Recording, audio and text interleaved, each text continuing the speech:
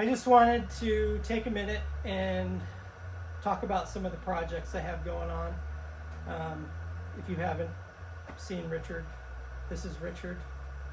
He is my co-pilot in driving all these vehicles and working on them. This is Gold Rush. This is a truck that I started on last October, and it was a cab when I bought it. I cut 4 inches out of the roof and cut the doors, just chopped the whole thing. I cut like 2-3 inches out of the bottom of the cab. It was just completely rusted. So instead of patching it, I just cut it all the way off. And then I took the doors and I made my own base on the bottom. I thought that was pretty slick. And it gave me more room for the side pipes. But the bed I built from scratch. It was 2 pieces of sheet metal that I bent in a 45. We bead rolled it, added this tubing and these side pockets. These side pockets, a buddy of mine has a plasma table and he designs them, but he cut all these out for me. They were just flat plate, and then I tacked them in and then welded the metal on the face of it, just worked it in and tacked it, worked it in, tacked it. That was kind of a cool project. I didn't really want a paint job on this truck. I wanted it to be rustic. This is the original paint, the way that I got it. And then this is all Pour 15, which I do not recommend using Pour 15. It is just, it's not a good paint to paint your car with. It's great for paint over rust, which is what it means.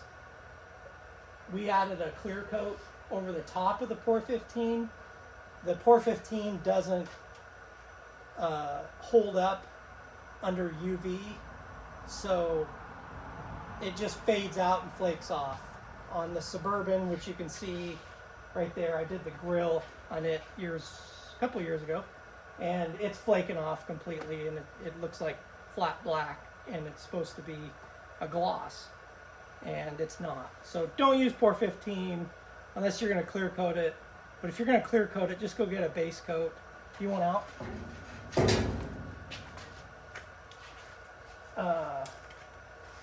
I'll show you some more of the truck.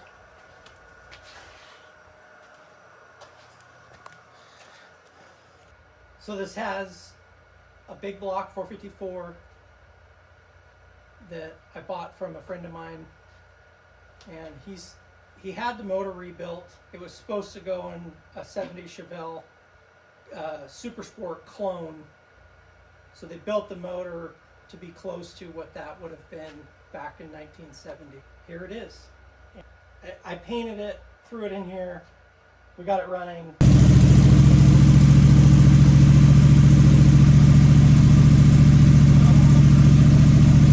And it's a great motor. It runs great. We went through, I keep saying it's my truck. I've been working on it. I've had some help from the Dive Bombers, which is a car club I'm part of here in Medford, Oregon, which if you haven't checked out their YouTube channel, it's pretty cool. We do a lot of fun stuff. I had a Holly, it's not even a Holly, it's called a Demon carburetor. It's based off of a Holly. That thing was a piece of crap. You couldn't adjust it well enough. It was a nightmare. It wouldn't idle. I would have to keep my foot on the throttle to keep it going. Found this quick fuel on Marketplace.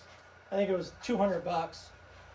Threw it on here, and I cranked the key, and it just idled, which it didn't really idle before with the Demon on it.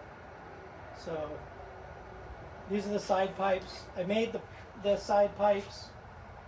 I had to take the headers and cut them off and re-sleeve it, because these headers came back here so they would hit the cab. So I had to cut these, move everything back, and then made the pipe. So the pipe this is a cherry bomb, and I bought tubing that was the same width as the cherry bomb, so it just looked like one piece of pipe. The front end is Speedway parts, so Speedway axle, Speedway brakes, and the chassis is built by Chris Darlin. Chris Darlin is like pretty much the leader of the dive bombers. You have to run a 15-inch wheel if you run these disc brakes from Speedway. Those coilovers, these are from Jags. Headlights I got from a buddy, traded him, I think, an impact gun. It was a nice impact gun, don't get me wrong. This is like an Amazon or Temu grill. They're super cheap, but they're super crappy. But it does the job. This is the passenger side. Another view of these pipes. This was probably the harder one to get to clear.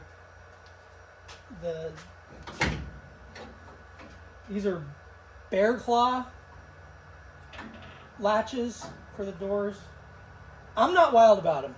If I had it to do all over again, I would have taken the time to save all of the original door latches, and you can make those work.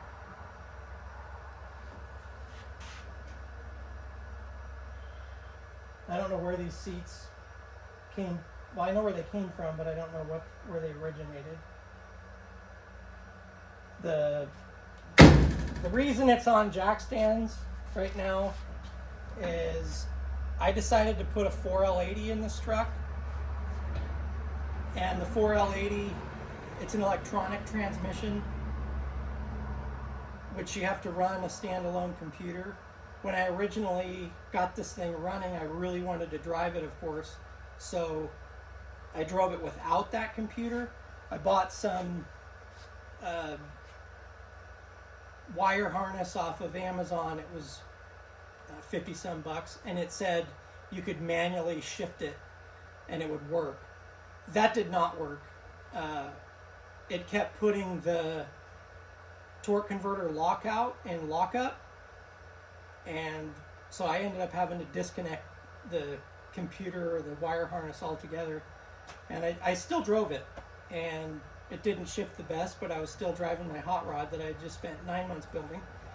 And I think that I had messed up some stuff in the transmission, so I put a standalone DIY auto-tune harness in, and I'm running a carburetor, so you have to have a throttle position sensor to communicate with the computer, and then you also have to have, what is the other thing?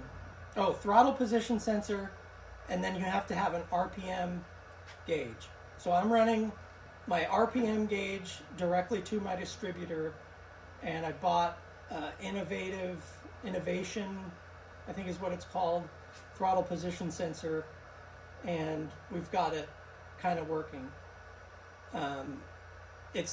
The transmission still needs a lot more tuning, so I put this computer in there, drove it around, and burnt up all the clutches.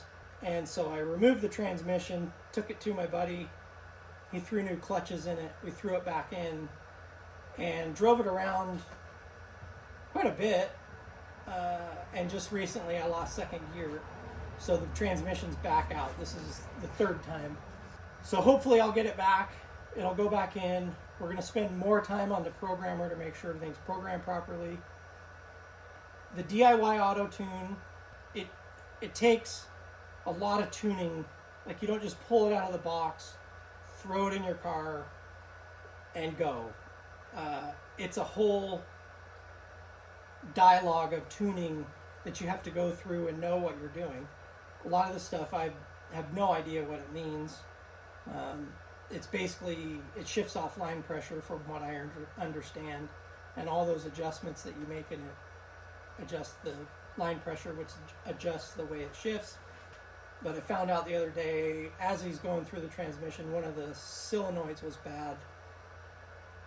So hopefully that was part of the problem, and we'll be able to throw this thing back in there and it'll do well. I have the Redwood Rally coming up here in a few weeks. A couple of the things I need to get done. I've got to do a roll cage, which I'm not wild about putting in here because there's not a ton of room. I need to do a catch can for the radiator, and I've got to have seat belts, which I think having seat belts makes sense. With this, with the 4L80, I can just cruise on the freeway and do 80, 90 very comfortably, which is very dangerous, I understand, but it's also a lot of fun. And I should have seat belts and a roll cage. And I guess I'll show you the back. This is the tailgate dive bombers. I still haven't decided what I'm going to do back here, whether I'm going to do a roll pan. So titling this was interesting. I didn't have a title. I started with just a cab, and I went into I'm in Oregon, so I went to the Oregon DMV and explained to them what I did, and they were really easy to work with.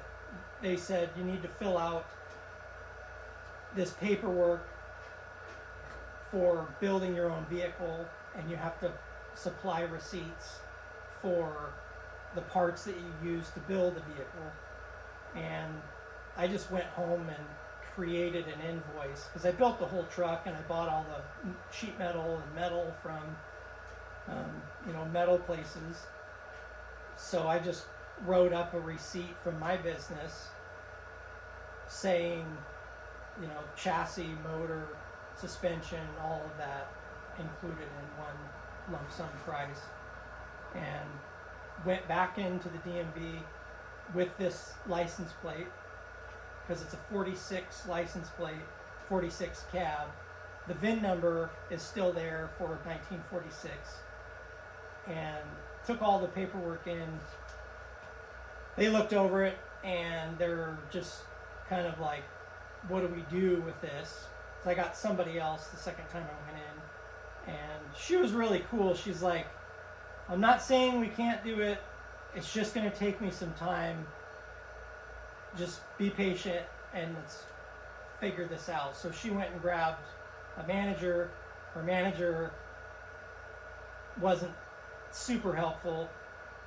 And then shortly after that, another person got involved, and they did a VIN inspection with this other person.